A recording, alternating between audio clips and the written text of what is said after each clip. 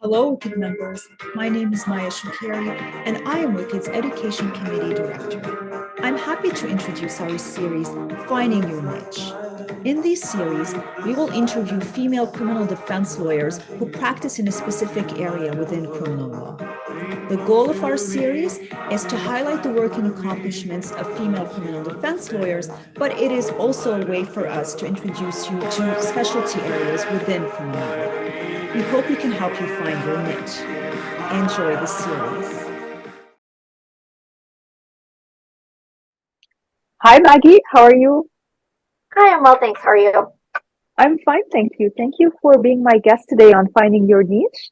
It's very nice to see you and to finally meet you. I know we both practice in Ottawa, but you're a newer lawyer. You were called after the pandemic, so I never actually got an opportunity to meet you in person. So I'm glad that I'll get to know a bit more about you as well as many other members of the bar. So, if you can maybe, Maggie, start by introducing yourself and telling us a bit about who you are and about your practice. Yeah, absolutely. So it's really nice to finally meet you too. I've also seen you around, but it's great to finally chat. So my name is Maggie McCann. I am a 2022 call of June, so I'm just a couple months shy of a year in at this point. I practice exclusively in criminal law. Um, I am an associate at Lyttle, McGarry, Greco, which is a very tiny little firm, just three partners and me. And so I, assist them in some of their work, and then I have my own set of files.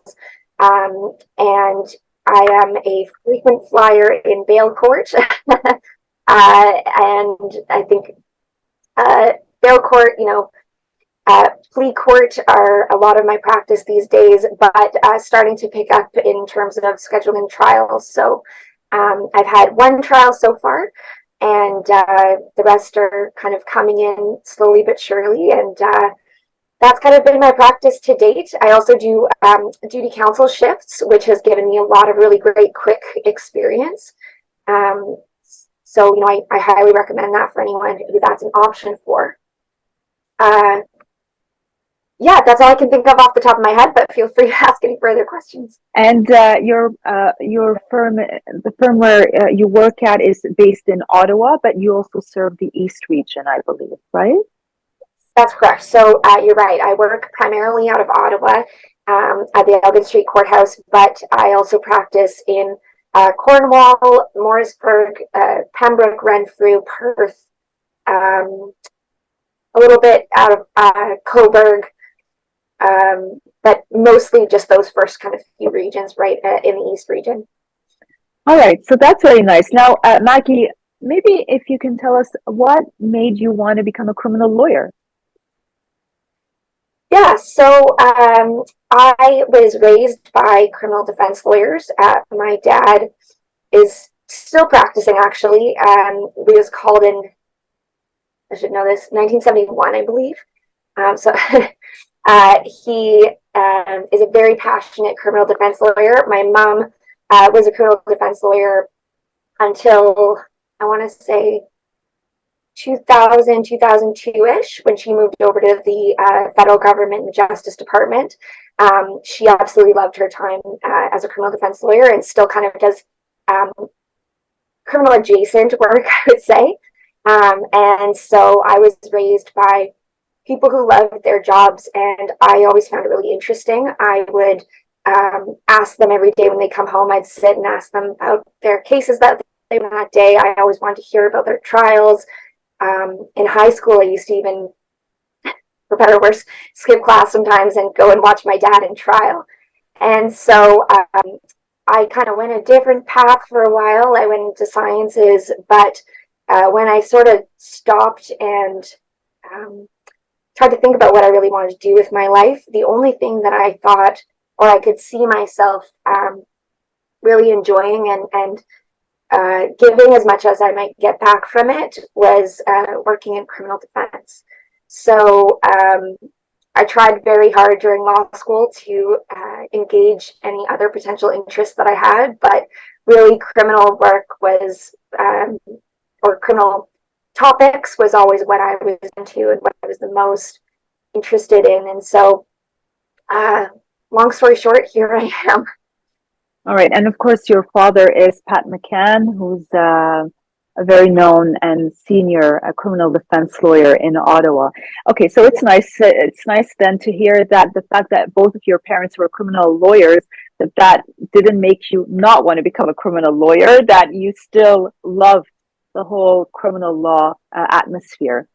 One thing I want to ask you though, Maggie, since both your parents were criminal lawyers, we see a lot of that in Ottawa and maybe elsewhere, that a lot of lawyers or new lawyers have parents or family members who are criminal lawyers. And so I wanted to ask you, is the fact that both of your parents are criminal lawyers, does that make it easier for you to become a criminal lawyer? Like, did you have advantages compared to other individuals who have zero connections, let's say, to criminal law?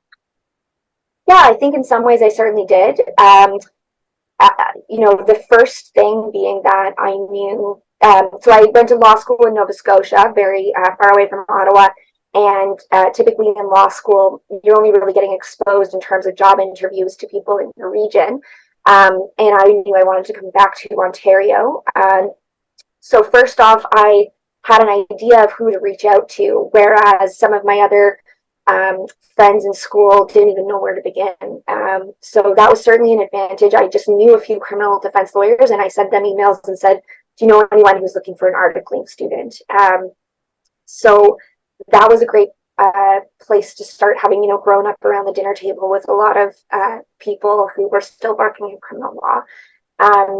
I also found it really helped in terms of the mentorship. I'm very, very close with both my parents, but really my dad and I are very close. I always kind of joke that he was my best law school professor, because I would often call him before my profs. And so we have that relationship of mentorship as well, as well as a parent-child, kind of as a growing into a lawyer, and very senior lawyer.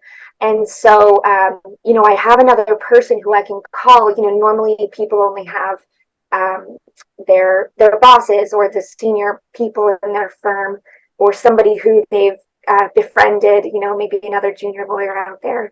And so as a person going into articling and then during articling and afterward, I always have someone who I can call and ask questions to. So that's been a huge, huge help. And I really am grateful for that. In terms of actually getting jobs, that I reached out and did on my own. I wanted to show that I'm not, as much as I might be in some ways a daddy's girl, I'm not, I had every intention and have followed through on reaching out and getting those jobs on my own terms, but certainly knowing who to ask to start with, and having those relationships with people is a big advantage, I think. And I've tried my best every time I've met other students through work in any way to connect them with people I know as well, because I think that that's really where it starts in such a small, tight-knit type of work field. And are there any disadvantages to having both of your parents being criminal lawyers? Yes, not in a way that I've found has been a major negative at all, but you do kind of get that, oh, it's Pat McCann's daughter, or, it's little Tracy, being my mom. And I appreciate that because I really love and respect my parents, but at the same time, you want to make prove yourself. Yeah. Exactly. So, I've, I guess I try not to ever devalue the relationship I have with my parents, as I've mentioned it right off the bat. However, I very much don't rely on that day to day. I am out there in court every single day trying to learn how to be good at what I do. And that's, I think sometimes it can be a little bit frustrating having it brought up quite so often, but more and more now, as I've been getting out there, I really don't find it's coming up as much anymore. So I appreciate it. All right. So, Maggie, one thing that I'm really interested in hearing about, especially from you, because you were called to the bar, as you mentioned, in 2022. And so that's after the pandemic.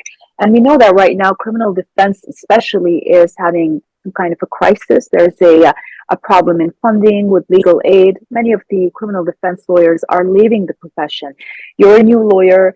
You decided to become a criminal lawyer at a time that is maybe not the best time to become a criminal lawyer. How are you, first of all, are you feeling any difficulty? And is that knowing that, things are not going very well right now for criminal defense, is that a deterrent? Does that make you want to reconsider whether you want to continue being a criminal lawyer or a criminal defense lawyer more specifically? Just maybe if you can tell us, what are your thoughts about that? Yeah, I think you're absolutely right that it is scary. It's something I'm very conscious of. Not only as a junior lawyer coming in, but as a female junior lawyer, I think that always adds a layer of difficulty, and it is kind of a a man's world that I've walked into, and I'm certainly not naive to that. So I've had senior lawyers frequently kind of joke around to me, when we're waiting for someone down in cells or whatever. And I don't think they're only half joking, to be honest, saying like, you should go to the Crown's office, you should go to the government, and it's, I think they're actually trying to be helpful. But it's discouraging, of course, because this is all I want to do. This is the only thing that I'm really passionate about. It's,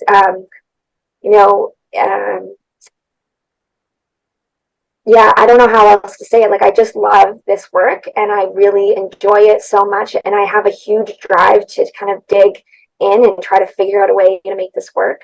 But it is scary. And I certainly do worry about what my future is going to look like and whether I'll be able to, support my family and that sort of thing. Not that I'm alone in that, but I still, it's a consideration. It's not as easy to make it to the level or the stage in his career that my dad made it, for example. These days we see especially so many women in the just shy of 2 years that I've been around have left to go to the Crown's office or have left to go work elsewhere. And I do kind of feel that little bit of I don't know if gut punch is the right word, but a little bit of every time I see another woman being removed from the listserv or something like that, and making their leaving announcement. But I don't know, maybe I'm a little bit still naive and new, but I really do feel, I don't know if convinced is the right word, but I do feel very driven to try to make it work. And so I'm not giving up anytime soon. Well, that's very nice to hear.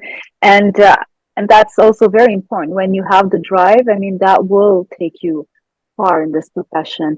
I'm also curious to know, how are lawyers like you who are new right now and after the pandemic, because now we have a lot of things that are happening by Zoom, which is not something that we had before the pandemic. How are you lawyers connecting now with each other? If you can maybe tell us, like, are you guys, like, we don't have as many in-person conferences like we used to before the pandemic. So I'm just curious to know, how do you guys are able to create a network and connect with senior lawyers, with other new lawyers? Tell us a bit about that, Maggie. Yeah, so that's actually a really good question. That was really hard during articling when it was still mostly online. It's more so in person now, and maybe in part that's just my practice, that I'm at the courthouse every day. But more and more we're expected to be in person in court, and I prefer that very much. So during articles, we had a Facebook group that one of my dear colleagues created, and she, would reach out to people as she would see them in Zoom court and find some contact information for them and bring them into our little Facebook Messenger group. And we would all, share information, share Zoom coordinates, tell each other when students are up in this region or in that region, complain about whatever might be happening that day. So that was a really great start. And then since my call, because of the nature of my practice, I am at the courthouse quite a bit. So that's been a big benefit to me, where I don't think a lot of people at my level currently are there as much. So they're not having that that opportunity to meet people quite as much. Another thing is, going to any social events that I can make it to. I really do try. I'm a bit of an introvert. I'm chatty, but I'm a bit of an introvert socially. And so I don't love to go out all the time. I tend to be a homebody. But I try to force myself to go out and meet people and talk to people. And then we do have, a lawyers group message or junior lawyers group message that it's a similar type of thing that I described with the Facebook group, where we'll kind of share information, and sometimes people will, suggest going for drinks on a given night or something. So, that's kind of, I guess, it these days. The biggest thing is just being at the courthouse. But the next thing is trying to go to any other kind of social event that I can bring myself to get to. And we're slowly getting back into that, right? Like we're slowly having more and more in-person events. So that's very good. But that's very nice. I mean, to know that you guys actually created your own Facebook group and that you were connecting through that, because that's very important to, especially when you're at the beginning of your practice, to have a network of friends, colleagues, and senior lawyers that you can go to when you need advice. Okay, so that's really very nice. So, Maggie, I want to thank you for taking the time to chat with me today and to tell us a bit about your practice and to share the experience of a new lawyer, because I think many of us are curious to know how lawyers these days are practicing given the changes since the pandemic. So thank you for that. And I'm very happy that you were my guest for today. Oh, it's my pleasure. Thank you so much for having me. I'm really happy to have been able to offer hopefully something to somebody out there. And I hope to see more of your interviews going forward. Thank you so much, Maggie, and best of luck for the future. Thank you so much. You too. Thank you.